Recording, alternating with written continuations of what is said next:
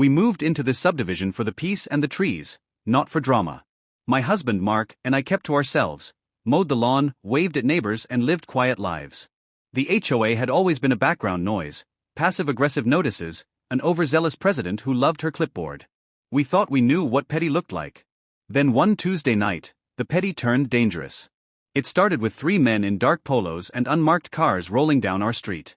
They parked in the driveway across from ours and watched the house like vultures. Mark headed out to check the mailbox. I was inside making dinner. He waved at them and said hello, the way you do in neighborhoods. One of the men snapped at him, "Keep moving," and before Mark could reply, another shoved him hard. He stumbled, hit the wrought iron gate, and the breath whooshed out of him. I heard the thud, and a calm I didn't know I had evaporated. I ran out the front door, and there they were, 3 men pretending to be HOA security. Bad polos, fake badges, fake smirks. "We're conducting an HOA sweep," one said. "Your husband was obstructive." Mark's face was red. He'd been roughed up enough to leave him shaken. "You can't just," he began. One of them shoved him again. He was against the gate, hands up, breath sharp. "Iam not a konfrontational person." I always try to de-escalate. But something old and awful lit in my chest. Years of watching my husband stand firm, of seeing him catch us when life tried to break us, this was different. This was assault. This was theater to intimidate. And they picked the wrong house. I went inside and grabbed my Glock 19 from its locked case. I did not think first of violence, I thought of protection, of my husband, of our home. I slid outside, cleared my voice and said, loud enough for every porch to hear, "Step away from my husband. Now." They laughed. One reached toward his belt, like he was reaching for a radio. "I hörte Panik in Marksbrit." I spoke again, even louder, "You get one move. Back away from my husband and leave. Now." When the nearest man turned toward Mark again, hands moving, my reaction was raw and protective. I fired 2 shots into the ground at their feet, non-aimed loud warning flares. The sound cracked the night open. The men dropped like they were auditioning for coward roles, scrambling back, hands up, suddenly very aware that they were not police and far from in charge. Neighbors came pouring out. Porch lights flipped on. Someone called 911. The fake security jumped into their cars and peeled out, tires squealing. Mark doubled over, shaken but alive. I dropped the gun to the grass, hands trembling, and sat on the step with him until the real officers arrived. The whole block smelled like fear and diesel and the sharp tang of adrenaline. I told the officers exactly what happened. I handed over my license, my concealed carry permit, and the serialized truth. I'd fired warning shots into the ground to stop an assault on my husband. The deputy's face was flat. They took our statements, canvassed for security camera footage, and crucially they found the vehicles, license plates burned off, equipment that screamed fake. It turned out they were part of a scam targeting houses, intimidate, claim HOA authority, bully, maybe grab wallets or coax homeowners into letting them in. They'd done it before in neighboring towns. Our cameras had caught the whole thing. The footage showed them planting fake badges, practicing their lines in their cars like cheap actors. The county moved fast. The men were identified and later arrested for impersonating an officer and felony assault. Yes, I'd fired my handgun. I've never been proud of a shot like that.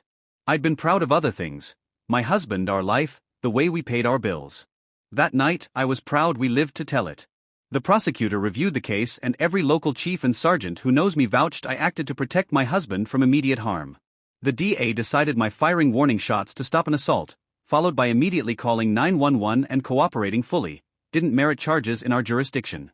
That outcome might sound lucky. It was also because of clear video, witnesses, and the fact I didn't fire at a person, didn't chase anyone, and didn't try to conceal anything.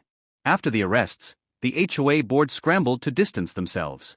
They put out statements about not condoning vigilante action and working with authorities, which is boilerplate HOA speak for trying to look responsible. Neighbors brought casseroles and insisted we stay with friends for a night while the paperwork and interviews played out. Local news picked up the story, residents foil fake security scheme, and there was the usual strange mix of admiration and concern in the comment section. You might be thinking, why not wait? Why not negotiate?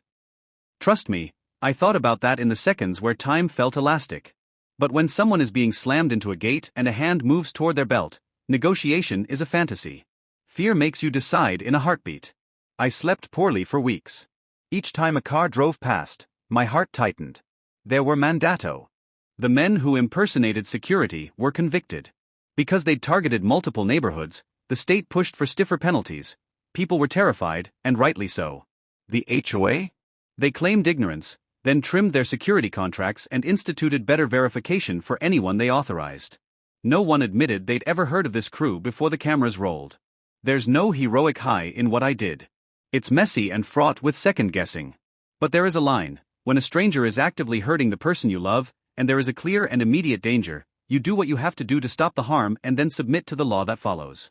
I did that. I faced the interviews, the judgment, the late-night conversations with my husband about how we'd both been damaged, if only temporarily. The piece that mattered most? Our neighbors.